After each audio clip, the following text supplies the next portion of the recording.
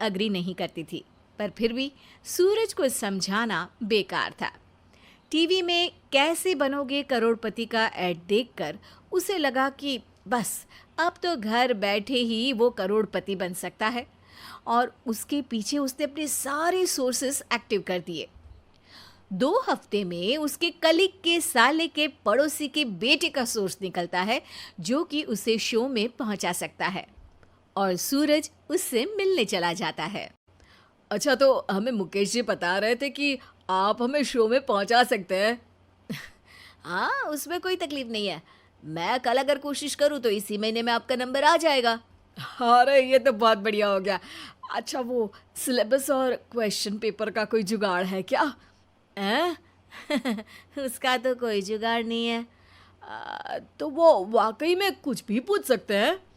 हाँ, वो तो बच्चन जी पर है, जो पढ़ते हैं वो पूछ लेते हैं। पहली कोशिश फेल होने पर अब सूरज के साथ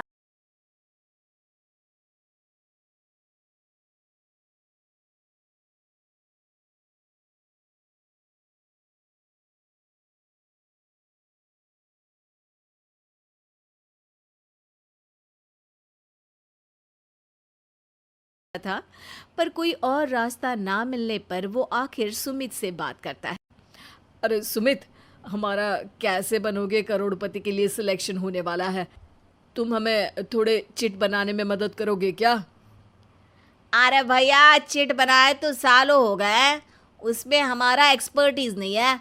बल्कि आप बोलो तो हम आपकी पढ़ने में ज़रूर मदद कर सकते हैं। हट, कैसी अनाप शराब बातें कर रहा है तू। सूरज ने सुमित को मना तो कर दिया था, पर तैयारी करने के सिवाय कोई चारा उसे दिख भी नहीं रहा था।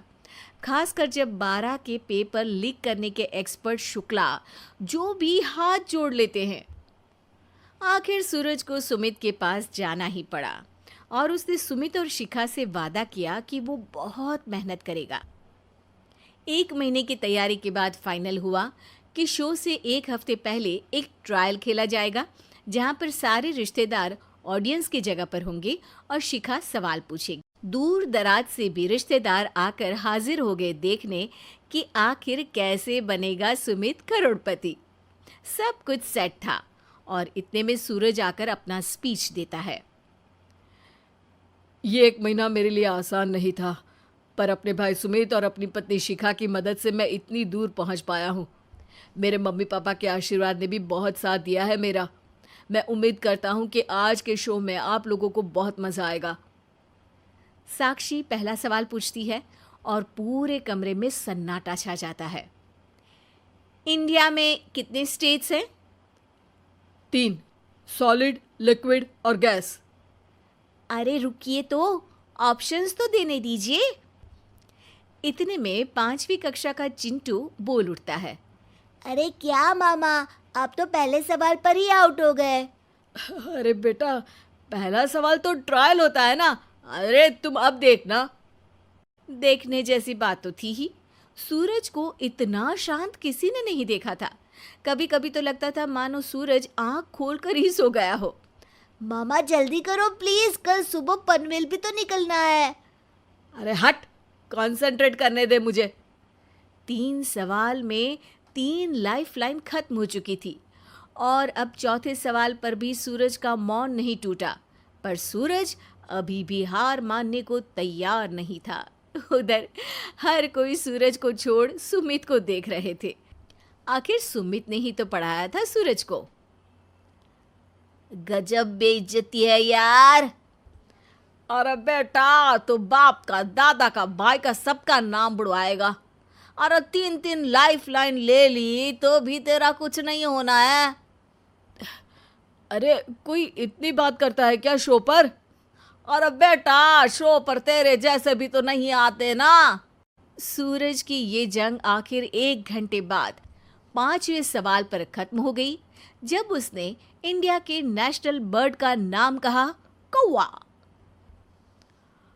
अरे बेटा, मजा तो बहुत आया, बस थोड़ा टाइम पर खत्म होता तो आनंद भी आ जाता। ताने बारिश के बूंदों की तरह बरस रहे थे, और सूरज को भी समझ आ रहा था कि ये करोड़पति बनना शायद उसके बस के बाहर की बात है, पर वो आखिर ये बात मान कैसे लेता। वो सख्त लौंडा जो ठहरा, उसने सोचा कि बेइज्जती तो हो ही चुकी है, पर अगर मैं हार नहीं मानूं तो शायद कुछ हो सकता है। शिखा तुम देखना, असली शो में आग लगा दूंगा, आग, करोड़पति बनूंगा मैं। हाँ, सब्जियां खत्म हो गई है घर पे, ले आओ। पहले पति बन जाओ, फिर करोड़पति बनना। अरे गजब बेइज्जती है यार। बेटा अभी तो घर पर ही हुई है, 1 हफ्ते में तो तुम देश के सामने करवा कर आओगे। वैसे जब टीवी पर जाओ ना तो बस अपने मम्मी का ही नाम लेना, ठीक है? कोई पूछे तो बोलना कि पापा नहीं है मेरे। अरे पढ़ाई की, पेपर निकलवाए, इतने सारे लोगों को खाना खिलवाया, क्या फ़र्क पड़ा? इसीलिए मैं कहता हूँ कि मेहनत तो गधा भी करता है, घर बैठे जो कमाए वही सिकंदर। लेकिन मामा, गधे भी जानते हैं कि हमारा राष्ट्रीय पक्षी मोर है।